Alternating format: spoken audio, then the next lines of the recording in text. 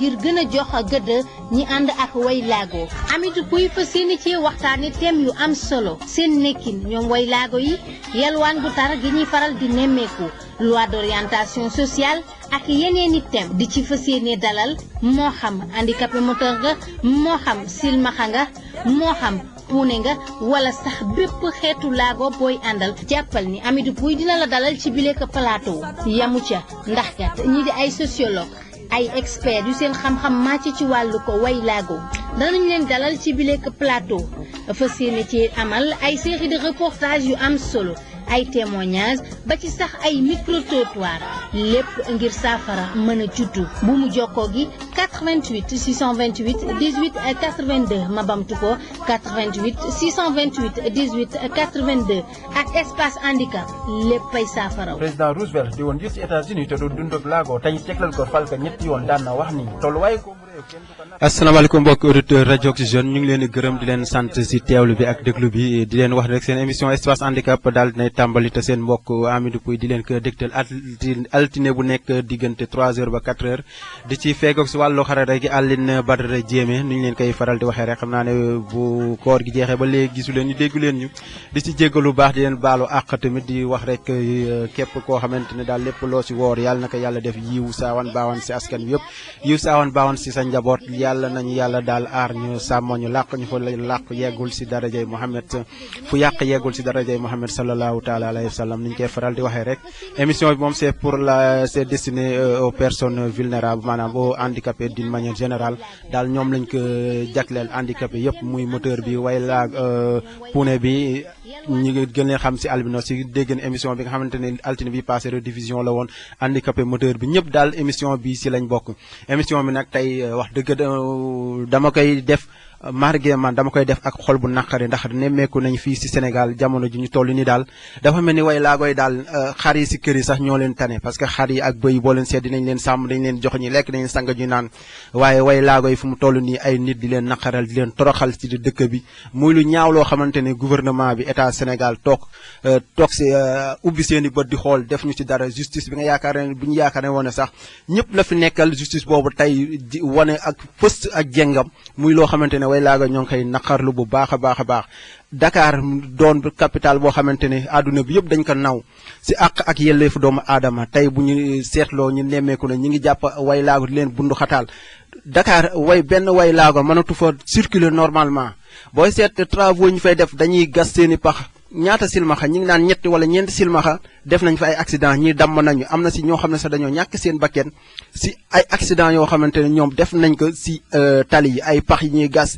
imaginer benn ndëraan ñëw fekk benn way laago di yalwaan fu mu toog mu boole kaax maanaam pelle mécanique lépp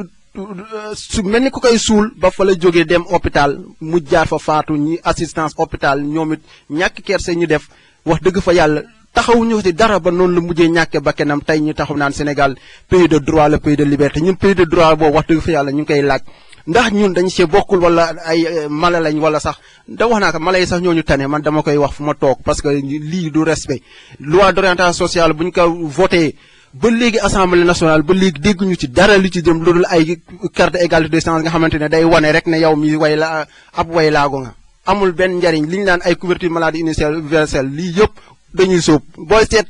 carnet de santé yi yëpp boo yi nga xamante ne dañ ne waa couverture maladie universelle ñii nga xamante ne ñooy way laago yi war see jaar ñi am carte égalité des chances ku ci feebar mën a faju loolu man def wàcc naa si terrain bi maa ngi si def benn reportage boo xamante ne bu mag bu yëpp na jox acteurs yi ñu wax ci loolu yaakaar naa amul man dem naa ba poste de mutuelle de santé bi nga xamante ne moom mooy enrôler handicapé yi nekk Rufisque dem naa fa laaj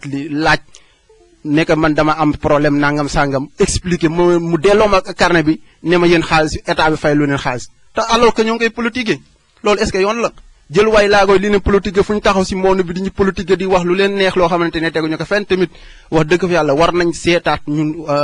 état du Sénégal ñun way laagoy d'une manière générale war nañu xoolaat suñu bopp suñu njiit yi nga xamante ne daanaka ñoom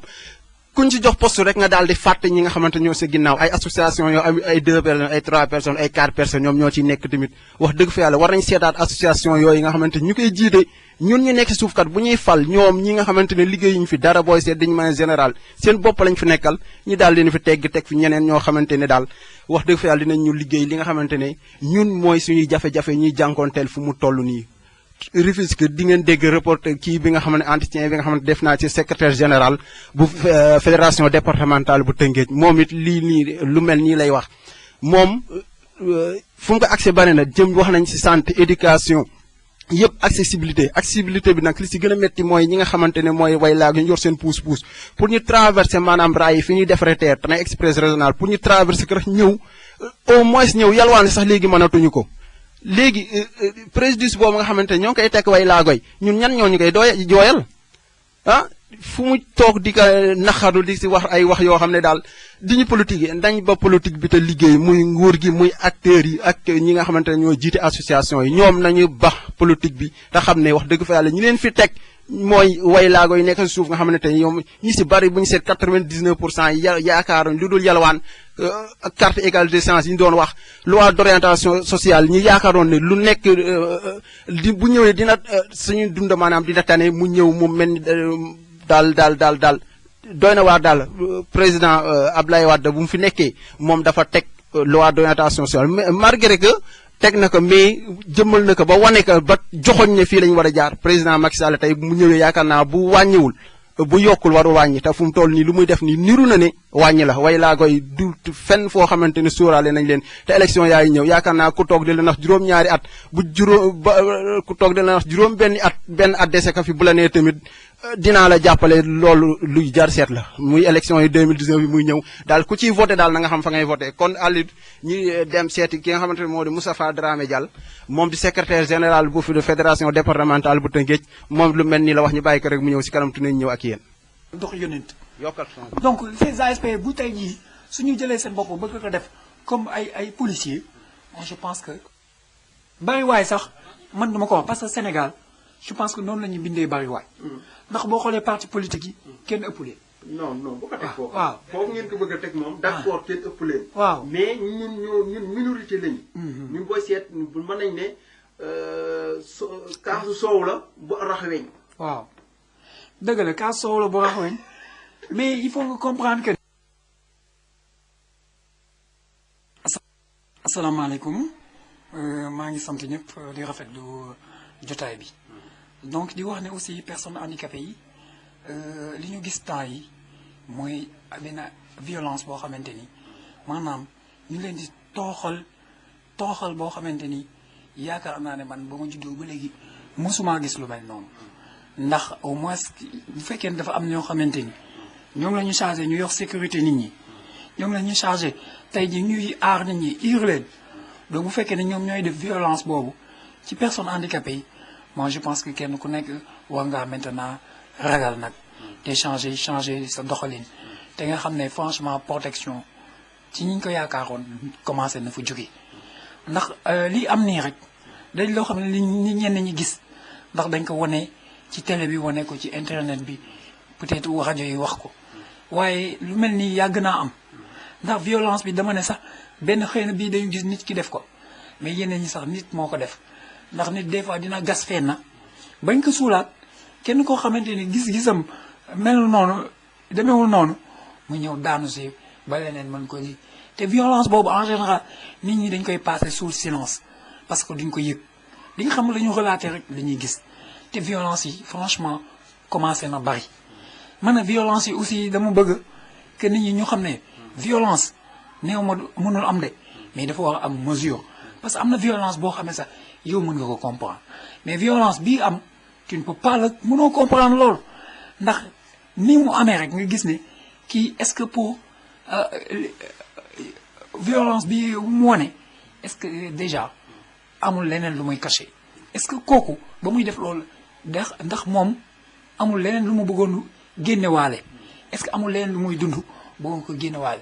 parce que violence bi kenn mënu koo expliquer ndax booy doo koo xam ne day fayu wala nga doo koo xam ne dafa jóg taxaw ah je peux dire sax di nga xam sax noo koy doore mais koo xamante il est sans défense nga dóor ko dóor yooyu moi je pense que loolu kenn mënu koo comprendre moo tax li may xalaat rek mooy que ne li ñu mën a def mooy appliquer la loi parce que loi bi la loi d'orientation sociale muy loi 2015 du 6 juillet 2010 suñ ko appliquer je pense que dans toute sa splendeur yaakaar naa ne violence yooyu dutul am parce que loolu prévoir na presque question yëpp te ñàkk ko appliquer xëy na moo am loolu ndax xëy na bu ñu ko appliquer woon ñooñu sax doo leen fa fekk mais ñàkk appliquer la loi moo tax ñooñu génn si biti donc loolu daal laa gis ne violence bi bari na te mu ngi dal ay nit yoo xamante ni xëy na mënuñu wax ki nga xamante ni mooy sunu benn sœur boo xamante ni handicapé visuel la Dakar dafa ñëw daanu ci benn gas bu waa benn société gasoon mais suulu ko bi mu daanoo bopp bi moo dal si xeer yi toj mais ba mu tojee ñu jo aw sapeur-pompier bi ñu ko yóbboo hôpital mais xoola amul dara luñ ko defal xool dañ ko mettre dañ ko seetaan c'est de manière spectaculaire qu'on l'a traité et il a rendu l'âme te pourtant kooku Sénégalais la comme ñëpp lii keneen am loolu am li Sénégalais yi def ba ñëw fi rek la def ba ñëw fi kon moi je pense que il va falloir que ñu jël les personnes ñu teg leen au même pied te ñu xam ne nous sommes tous des Sénégalais kenn ku nekk carte d'identité la fi am fi ndey am fi baay kon loolu moo war a doon ñi nga xam moo déterminant pour que ñu mën a traiter ñëpp d'égal à égal par la loi lenn nag moo ko mën a indi mooy l'application de cette loi bi nga xamante ni suñ ko appliquer la souffrance des personnes handicapées dina jeex tey jii loolu rek la ñuy xaar waaw. bi nemmeeku tamit ne association yi wala fédération bi ñoom dafa mel ni daal affaire bi tax ñu see taxaw noonu pour jàppale nga maanaam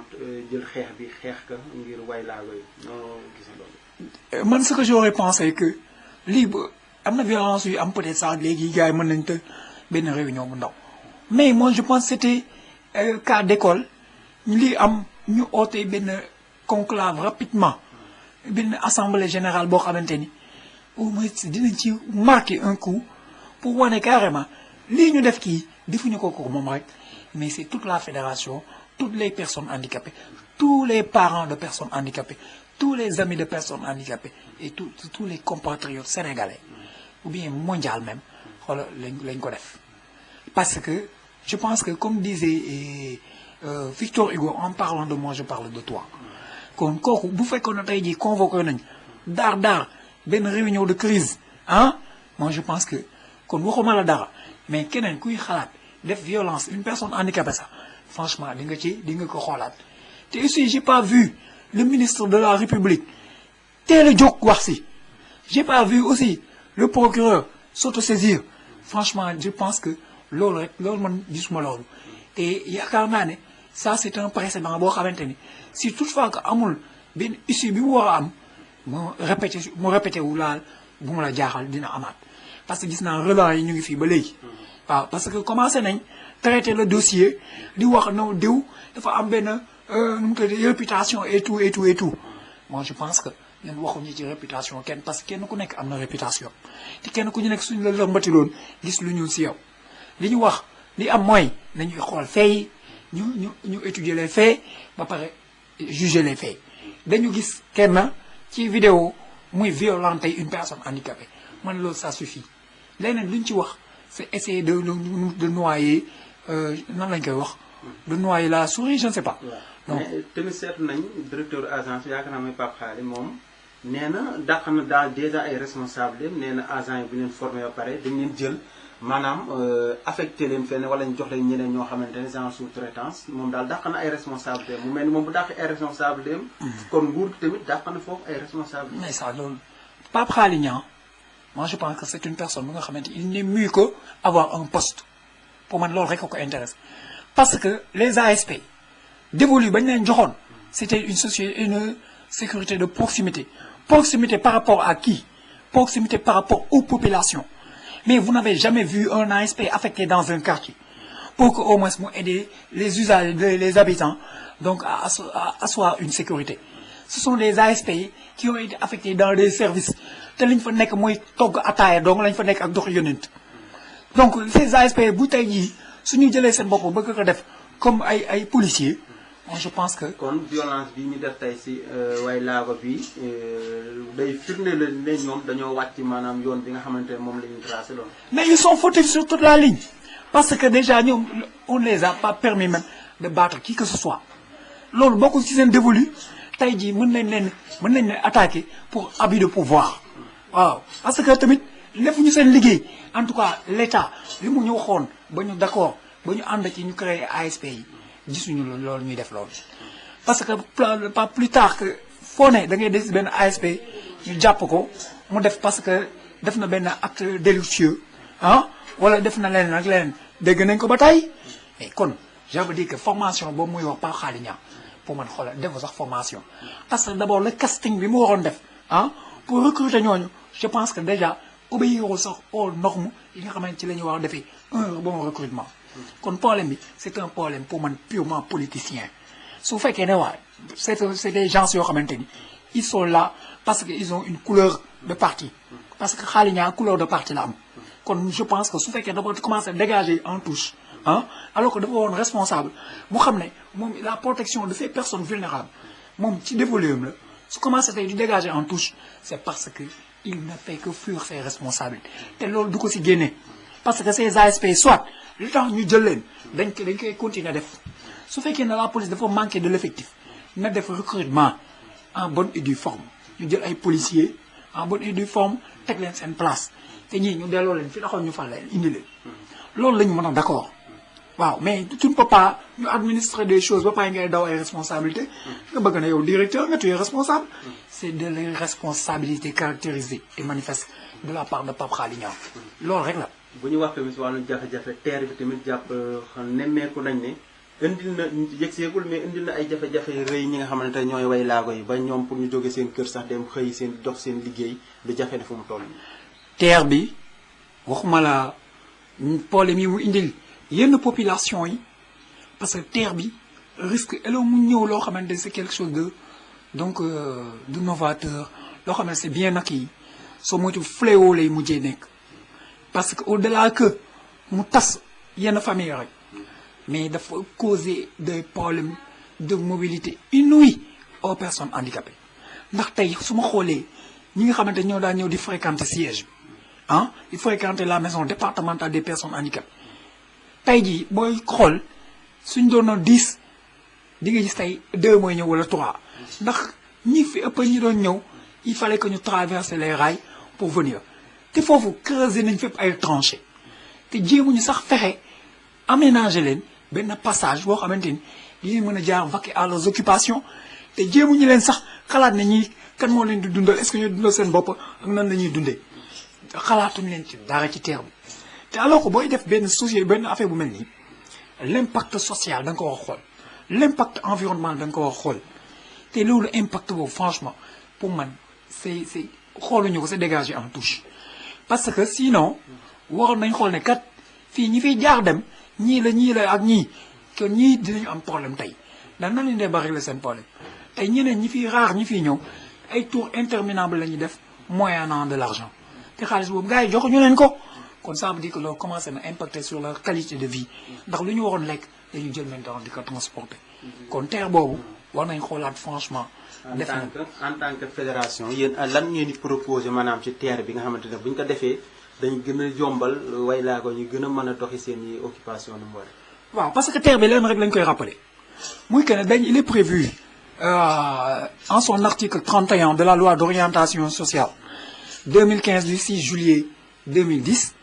que kuy def benn ay travaux yu mel nii soit ngay indi lu bees wala ngay defar benn édifice bu bees wala benn moyen de transport à grande échelle bu bees comme ay train ak yooyu dañ ne la fi nga koy defee da nga war a fexe ba personne handicapée personne à mobilité réduite personne handicapée de manière générale que moom mu mën fa dugg mën ci déplacer wu correctement et convenablement surtout que nag foofu bu fekkee day recevoir du monde te ku xam train express régional xam ne c'est pour nit ñi du pour ay xaar ay nit dafay dem kon moi je pense que foofu loolu d'abord la war a njëkk a def ba pare te lenn lañ koy wax su fekkee ne tey jii ci loolu nga xamante ni yaa ngi posé defaroo ko mais est-ce que mën naa gëm ne soo paree yow leen li nga ko def pour que ñooñu mën fa accéder alors que il est dit que su fekkee ne respecté woo ces normes de construction internationales yow selon l'article 32 amul benn autorité bu la war a délivrer benn autorisation léegi na nag la ñu wax ne par exemple ñu fàttali leen ko parce que ce sont des Français qui sont en train de construire donc ce terre et que ces Français sont imbus des normes de construction internationales te alors que ces normes là dafa stipuler que yow à la gare de départ comme à la gare d'arrivée da nga war a fexe jël nit koo xamante ni wala jël nit ñoo xam nekk yoon fa dara loolu su amee benn personne handicapée bu bëgg a dugg ci train bi wala bëgg ci wàcc kooku jàppale ko ba mu dugg ci train bi wala mu jàppale ko ba mu wàccee ci train bi wala ba mu circuler ci biir espace bi sans aucun problème te loolu je sais que su fekkee ne tey jii la fédération jëlul le taureau par les cornes commencer influencer sensibiliser informer par rapport à cela je pense que li nekkoon rek lay nekkaat mooy que les moyens de transport continuent à se moderniser sans pour autant être accessible aux personnes handicapées. est-ce que yeexul fu mu toll nii bu dee sensibilisation boobu ngay wax fédération war ko def au niveau des autorités est-ce que du lu yeexul ba pare parce que gars yi ñu ngi tegg ñu ngi def.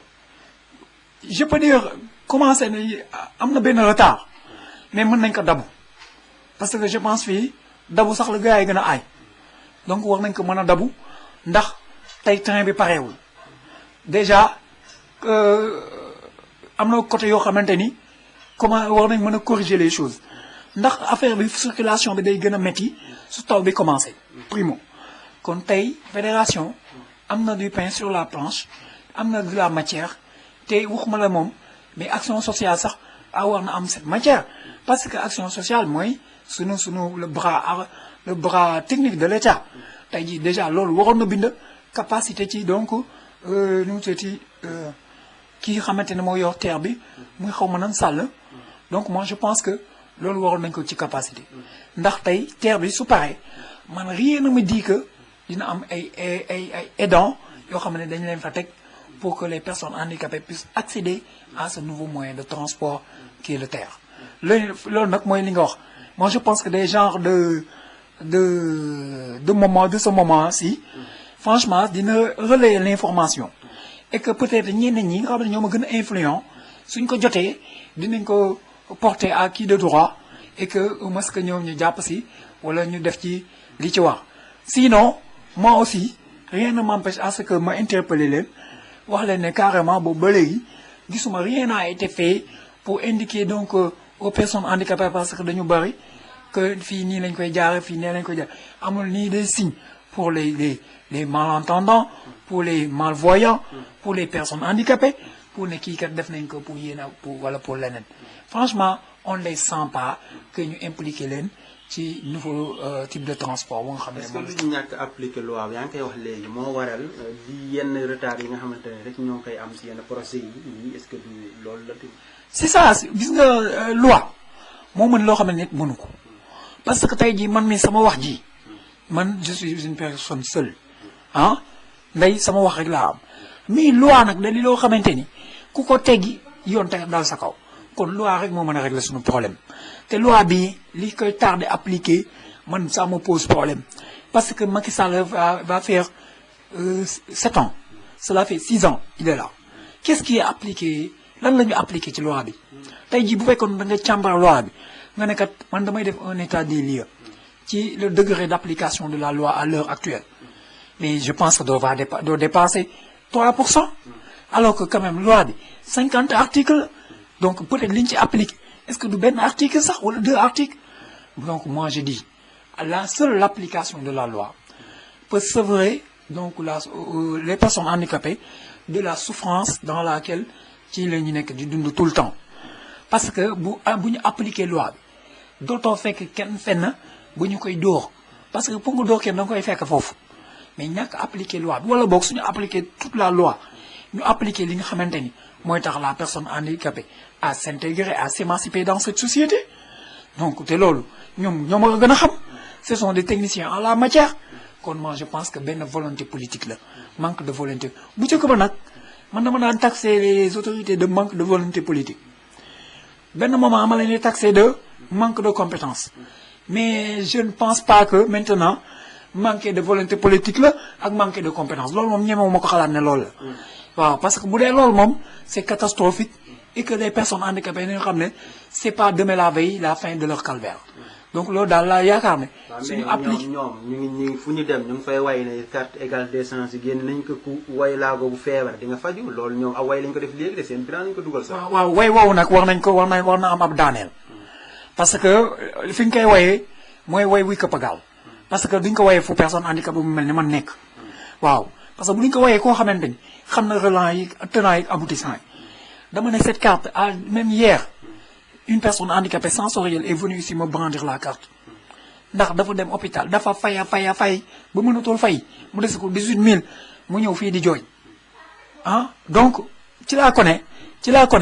donc léegi fu mu nekk nii carte bi carte nu mu seeti déedéet carnet de santé bi fonctionné wul parce que ak njaboot gi moo ko moom te actuellement ñoom ils n'ont pas en tout cas fonctionné jusqu'à présent carte égalité des chances bi leen rek nga si mën a am peut-être nga dem service social ñu defal la exonération wala su fekkee li ngay fay mën na la ci dimbali ñu fayal la ko fekk foofu moom dee na bu yàgg. tamit carte li ñu koy wax carnet de santé yi muy waa couverture maladie universelle ku seetaan télé di nga gis ñu koy publicité ñi def ne ñëpp a ngi faju way laago yi ñu ngi faju nu mu waree te wax dëgg fa yàlla fajuwuñu fu mu toll nii taxawaayu association fédération bi foofu lan la ci war a doon ñoom ñi ngi naan waaye laago ñu ngi faju te ñoom versé wuñu xaalis bi nga xamante ne moom waaye laago yi war a fajoo muy waa couverture maladie universelle. li nga wax nii man du ma si dindi dara parce que loolu moo existé gisuma benn way laago bu faju ci carnet de santé yi mosuma ko dégg te nu ma mosul dégg nag mënuma du ma ko gëm lu ma mosul gis aussi du ma ko gëm ay personnes yu ñëw ay personnes handicapées yi ñëw di plaindre ndax yóbbu nañ seen carnet gars yi ne nañ ñun xamuñu leen waxuma la sax carnet boobu même carte égalité des chances da nga koy génn gars yi naan na lii mooy lan alors que carte d'un yooyu dafa waroon accompagner benn note.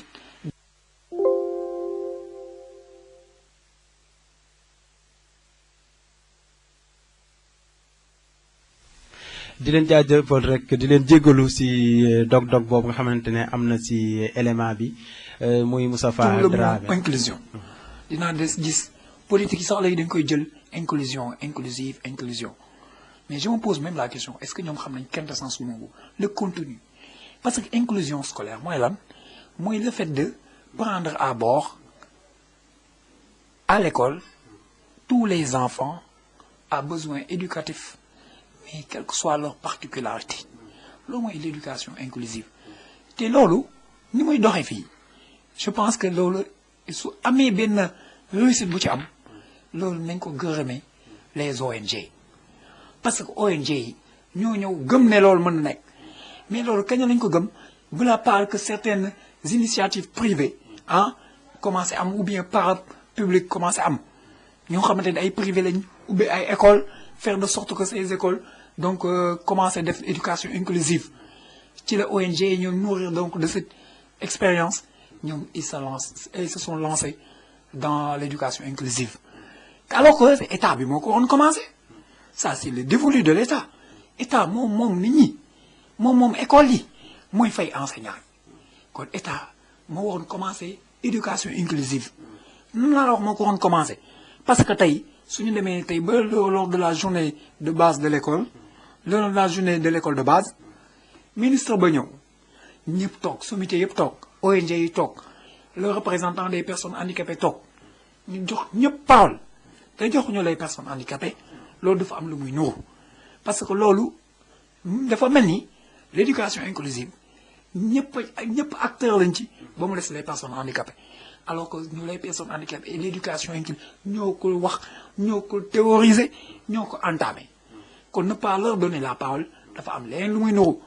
wala boog dafa am li nga xamante ni la état bi waroon def te defu ko peut-être la ñuy bañ ñu wax ko parce que man doon naa déglu ministre bi wax ci les 100 millions yi nga xamante ni moom lañu affecté à l'éducation inclusive au moins boo ñu joxul parole nga wax si mais état bi dafa ñëw tàccu les ONG way tàccu leen comme si que ONG dañu waroon liggéey ci place am alors que état ONG woo ko remorqué dans ce domaine parce que état mais moo njabootu ñëpp mënu nekk ci yeneen pan de l'éducation et bàyyi nekk sous silence l'éducation inclusive donc moi je dis ONG yi li ñu war a def mooy accompagner l'État et non le contraire. est-ce que 100 millions ni ñu ko waroon utiliser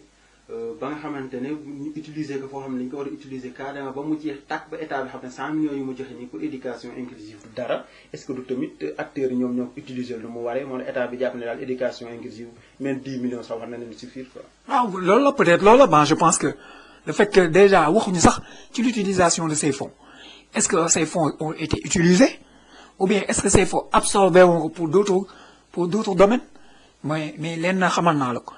éducation inclusive soxalul état bi parce que bu fekkee dafa am ay acteurs yu ñu fa teg tegal leen un fonds dañu waroon wax ne fonds yi dépensé nañ ko ba mu jeex léegi ONG yi ñoo ñëw jàppale ñu c'est en ce moment là sax yow di nga def benn plaidoyer pour que état bi yokk fonds yi parce que éducation inclusive da di loo xamante ni su amul beaucoup d'enfants leur droit à l'éducation sera donc nu mu tuddati mis à nu donc moi je dis que l'utilisation de ces fonds-là reste à être éclairée. Est-ce qu'on les a utilisés? Si on les a utilisés, mais ci nan lañ ko utiliser loolu dañu ko wax parce que ñun tamit mënuñu toog di éducation inclusive gis ONG yi ñuy sonn di jóg guddi ak bëccëg te état toog croiser les bras loolu mënul nekk nañu wax fonds yi fu mu dugg parce que. waaw xam naa tamit examen yi mu ngi ñëw ñu seetu ne éducation inclusive moom bari na lool école yi koy pratiquer fii si Tëngéej fédération bi nan la ci taxawee pour mën a càmbar xool nan la ñuy taxawee élèves yu personnes handicapées yi nekk ci centre yi. waaw exactement parce que moi je pense que loolu gis naa ay élèves yoo xamante ni éliminer nañu à des examens parce que temps bi ñu jox ñëpp même temps bi lañ leen jox alors que ñoom seen handicap dafa wane que ñoom. C'est-à-dire dañu am benn lenteur d'exécution te loolu kenn mënu ci capacité les examinateurs ou bien ku dul la fédération ou bien les associations de personnes handicapées parce que ñoo am dévolu xam spécificité de tous les types de handicap te loolu c'est le moment parce que examen yi je pense que anticiper yi le 29 la su ma juumul te anticiper yi dafa am solo trop ci examen tey jii waroon nañ dem xool ñaata candidat ñoo fi nekk fédération waroon na ko xool quand je dis fédération c'est la fédération nationale waroon na déjà xam le nombre de candidats waaw xam kenn ku nekk spécificité de handicap am xam kenn ku nekk quel type d'accompagnement le avoir besoin te loolu il faut mu liggéey que de concert avec l'éducation nationale il faut mu liggéey que de concert avec l'éducation supérieure mais franchement la fédération dëgg-dëgg war na nag jublu carrément ci liggéey bi parce que beaucoup reste à faire la violence rek wane na ko waaw parce que pourquoi beaucoup reste à faire parce que foofu la fédération waroon nañ tase en conclave ba ne serait-ce que sax pour wane ne lii ñu def métti na tout le monde donc waaw loolu waroon nañ tase quoi qu'il en soit même bu dee 10 personnes la waroon nañ tase au moins étudier li ci wax xam ban taxawaay lañ ciy def donc ki ñu war a oo ñu oo ko ki ñu warul oo ñu xam ne waruñu ko oo mais franchement je ne les vois pas waaw. fii CESU seetlu nañu am na benn classe inclusive classe lañu bëggoon xam nu mu demee ak ban type de handicap lañ fi faral di jàng. merci gis nga fii à la maison départementale des personnes handicapées qui se trouve être le siège de la fédération depuis 2012. avec suñu collaboration avec benn ONG finlandaise bu ñu naan AMCRE bi ñu ñëwee dañu xool état des lieux diagnostiquer donc les besoins d'éducation des enfants sourds ñu doon un réel besoin doon un grand nombre ñu dem ci terrain bi def enquête xool parents yi ndax ñoom d'accord nañ ko seen doom jàngi parents yi gëmuñu ko woon sax parce que leur problème en était que suñu gisee seen benn doom dem école seen benn doom boo xam ne dafa muuma toog ci kër gi ñoom problème lañ leen di def parce que dafa mel ni xale bi dañ ko discriminer te alors que ñoom répondant la ñu am fu ñu ko mën a yóbbu la ñu amul ce qui fait que bi ñu xoolee loolu ñu ne nag ñoom ONG bi nañu leen rek mooy suñu condition ak yéen na ngeen am les enfants seen parents d'accord si ba pare ngeen am benn classe benn salle boo leen accueillir mais ñun on a fait les pieds et mains pour am salle bi bu ñu amee salle bi ba léegi élèves yaa ngi si ñëw jàng te ci loolu ñun gisuñu kenn ku ñu si dimbali gisuñu kenn ku ñu jàppale si éducation boo nga xamante ñu ngi koy def fii parce que xale yi mënoo leen fayloo seen parents yi amuñu xaalisam donc kon ñun suñu rôle aussi donc c'est relayer quelque part loolu état moo ko woon def mais xëy na defu ko mais ñun def nañ te loolu bañ ko defee lan moo lay won ne am na résultat bi mooy dañ ko def 4 ans après benn ONG bu ñu naan Humanité Inclusion mooy ancienne handicap international dafa ñëw xool ne lii kat war na mën a nekk au niveau donc des écoles publiques bi mu ñëwee gis ñu def ay enquêtes def ay causeries dem ci écoles yi wan leen la faisabilité théoriser ko ba nga xamante ne convaincre leen persuader leen ñu commencé nag par l'ouverture d'une classe pilote au niveau donc de l'école de Thiawlène mais bañ ko defee mais à la fin d'année élève bi nga xamante ni déjà amoon na fi ñun recruté woon nañ ko ba mu demee fee elle s'est classée premier waaw ci élèves yëpp de l'ensemble des élèves yi valide ak yi nga xamante ni ay handicap sensoriel la ñu am kon ñun suñu classe bi gàcce ngaalaama parce que tey c'est notre moniteur tey moo dem foofu di administrer les cours foofu tey mooy capacité ña fa nekk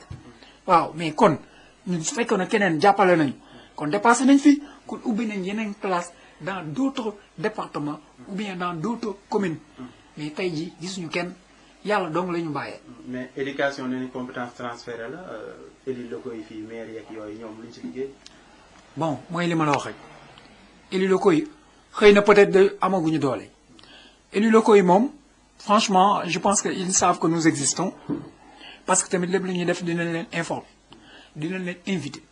dinañ envoyer ay correspondance des fois dinañ demander sax soutien mais su fekkee ne compétence transférée la moi je pense pas que ñoom gis nañ ne est-ce que l'éducation inclusive est une compétence transférée est-ce que seulement c'est l'éducation de manière générale qui est une compétence transférée mais l'éducation inclusive xaw ma ndax da bokk na ci ou pas mais bu fekkee ne bokk na ci tamit en tout cas ñun ñu sommes toujours demandeurs ñu ngi leen di xaar pour ñu accompagner ñu parce que le nombre d'enfants à scolariser le nombre d'enfants handicapés à besoin d'éducation à scolariser sont tellement nombreux te avec 100 moyens mënuñu jël ñëpp waaw parce que quand même suñu moniteur bi c'est notre relation avec l'ONG ci la koy fayee donc tey jii pour ñu mën a utiliser beneen classe il nous faut un autre moniteur te bu boobaa ku ko fay problème lay poser ce qui fait que on ne fait que faire appel donc aux bonnes volontés aux collectivités pour que ñu xam ne fii au moins am na ay parents yu nga xamante ni solution ba ñu amoon pendant des années donc la maison des handicapés solutionné na ko parce que besoin éducation la ñu amoon te réglé na ko parce que la personne handicapée sensorielle elle fait partie de ce qu'on appelle la communauté silencieuse beaucoup dañ leen di sànni loxo yaakaar ni kii jarul may wax ak moom alors que soo ko deful xamul ne yow yaa ngi rek indi benn yeneen problème yoo xamante ni conséquences yi yow mën na la dal sax te doo xam ne foofu la jóge parce que ce sont des gens qui ne communiquent pas les gens dañuy jël sa attention fexe leen ñu comprendre je me demande même tey jii est-ce que le mondial am na tey est-ce que RFM warul woon nu mu tuddati jël benn personne pour traduire à l'endroit de ces personnes-là pour au moins ñu comprendre donc commentaires yooyu RTS moom kenn waru ko wax parce que c'est un démembrement de l'État su ko deful fautif la parce que foofu ñun suñu xaalis lañ koy fay waaw ñoom newuñu fa pour def fa seen cëggal guy suñu c'est notre argent lañ leen di fay RFM je peux dire privé la te le privé en général ay charge lay calculer mais dama ne fi mu toll nii c'est un grand groupe il est l'heure pour que au moins que li muy def su fekkee ne da koy def c'est le miroir là à l'endroit de tous les Sénégalais et même ceux de la diaspora moi je pense qu'on war na tey ut quelqu'un pour que mu nekk fa di def la traduction en langage des signes loolu nag li ma wax RFM mooy c'est à l'endroit de toutes les autres télévisions que mu 2STV ñëpp ku ci nekk da nga war a nekk aux normes waaw ba nga xam ne di nga permettre aux personnes handicapées ñu mën a accéder ci locaux yooyu nga permettre aux personnes handicapées ñu mën a accéder à l'information et à la communication. Loolu je pense que loo foofu lañ leen di xaar sinon cette violence là dañu yaakaar ne ASP mais képp ku defal loolu yaa ngi def violence képp ku prendre en compte les handicapés ci li ngay def tu es en train de faire une violence waaw parce que violence weesuwul ki war a accéder ci benn affaire nga privé ko kon foofu laa leen di pour que ñu sevrer ces personnes là à cette violence na kenn ku ci nekk li mu war a def su ko laajee ñu wax ko parce que fii technicien yaa ngi fi ñëpp a ngi fi léegi nag loolu la ñuy wax à l'endroit de toutes les médias de tous les médias qu'ils soient des médias nationaux ou privés ñoom li ñu war a def mooy arrimer wu aux normes internationales fexe ba information mu bañ a am benn discrimination loolu daal laay au télé yeeg rajo yeeg képp ku nga xam ne da ngay def information foofu maa ngi la fay parce que loo ko defee tu es en train de réduire le handicap ba pare am na loo xamante ni du ma ko nëbb foo mu wax ko actuellement nit ñi dañu war a penser comment employer les personnes vivant avec un handicap parce que loolu moo mën a tax suñu société mën a avancer comme l'avait dit Samuel Somovia parce que Samuel Somovia c'était l'ancien directeur du BIT qui dit un emploi décent est l'objectif fondamental de l'OIT, y compris les personnes vivant avec un handicap. Si nous prenons en compte les droits et la dignité des personnes vivant avec un handicap, nous donnons davantage de responsabilités aux individus, de force aux économies et de valeur donc aux sociétés. Et de valeur aux sociétés dans leurs ensembles. Je pense que loolu lañ war a appliquer parce que les personnes handicapées ñi nga xamante ni war nañ mën a liggéey foofu ñu leen bàyyi sax ñuy taxawaalu dañ leen wax yóbbu ñu liggéey mu jeex parce que loolu bu ko état defee fexe privé yi def ko je pense que pour nga trouver une personne handicapée dans la rue du yomb mooy li ma la wax rek c'est ça fépp foo dem rek loi bi da lay koj kon ñëpp xam nañ na tey leneen du réglé wax ji du ko réglé yuux bi du ko réglé c'est l'application pure et simple de la loi d'orientation sociale waaw parce que lii Wally Seck waxoon nag laay wax celui qui commence à plus de mérite même si le second fait plus mais kon le second fait plus la war a def te le second c'est Macky Sall le premier c'est Abdoulaye Wade kon Macky Sall ñu ngi koy xaar pour mu def plus parce que à l'heure où nous sommes su fekkee dañuy toog di wax carte égalité des chances ba ñu yaakaar ne loolu politique la c'est parce que lenn rek moo tax les personnes handicapées ils ne sont pas si informés ba mën a appréhender le degré d'application de cette loi ñenn ñu si bëri comprendre ñu la loi et ñenn ñu si bëri comprendre le principe de l'égalité des chances te loolu nee nañ du ay kii de campagne buñ ko sax jéem du slogan de campagne te et puis woo defal ñooñu sax dem di ko campagne comme si que da nga def lu extraordinaire parce que ñooñu ce sont des personnes ce sont des citoyens à part entière kon amul dara loo war a def foofu nga yëkkati di ko wax parce que bi ñu jëlee les femmes des ambassadeurs kenn jëlu ko di ko théoriser di ko wax fu ne di ko def propos de campagne te pourtant gisuñu kenn ku benn handicapé bu ko contre kon bu ñu jël loolu di ko wax parce que li ñu war a jël di ko wax am na leneen loo xamante ni war nañ ko jël te les personnes handicapées defuñu ko mais lenn lañ leen wax ñoom ñoo appliqué loi yi ñoo war a appliqué loi yii kon waxuñu def donc un poids 2 mesures ou 10 mesures dañu war a appliquer la loi ndax am na loi yoo xamante ni loi bii moo leen fi jiitu fuuf te appliqué nañ ko effectivement. mais application loi bi kon xam naa muy Moustapha Dramé Diall moom ngeen doon déglu loonu wax dëgg fa yàlla waxtaan bi moom dafa neexoon ba nga xamante ni daal am na soo xam loo xam ne dañ ko ci wàññi denc dégg ngeen mu maanaam indi lu ci ëpp jafe-jafe yi nga xamante ne way laagoy fu mu toll nii ñi amee handicap ñoo ngi koy jànkonteel muy lu métti nag rawatina bi mujj rek muy ASP bi nga xamante ne jàpp na suñu bokk way laago muy jigéen toroxal ko ci dëkk bi justice ñëw war see def li ci war daal sëgg mu jàll bu mel ni it seetaan bi ñuy faral di def ci way laago yi ba léegi daal mu ngi am di sàkku rek ci ñëpp ñi nga xamante ne daal dégg nañu jëf jile ñu daal di jotale sañu naqar sañu mettit bi nga xamante ne am nañ ko ci mbir loolu ñàkk doon way laago rek ñàkk néew doole la rawatina nag ñi lay toroxal di la ci teg di la def ay jëf yoo xamante ne daal yow mënoo ci dara yoon taxaw teg croiser ay brawam mel ni daal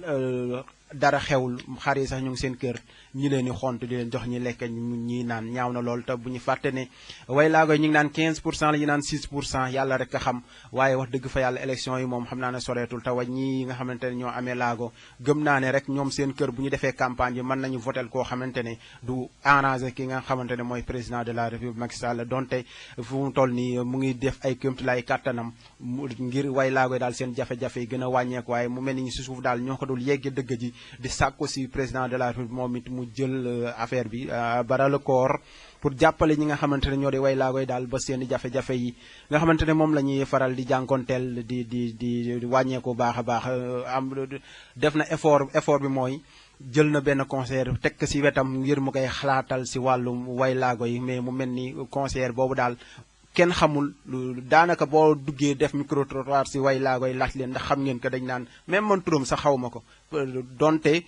amoon na fi temps bi fi président Ablaye Wade nekkee parce que exemple dañ koy jël ki nga xamante ne moo di Pape Cissé Diop nekk fi nga xamante ne moo di Pikine nekkoon fi nga xamante ne moo di Pikine di ñaan yàlla suufu Touba wa si kawam yi demee nii bu ma sax xam dañ ko dégg mu daal di jóg taxaw wax ci ba nga xamante ne daal mbir yi dina sedd wala ñu sàkk pexe di leen jaajëfal si déglu mu doon Amidou Pouy ak Aline Badara Diémé doo leen dégtal seen émission bi nga xamante ne moo di espace handicap di am fii si rajo Oxygène ak si FM 3 online si internet bi di leen jaajëfal ba beneen.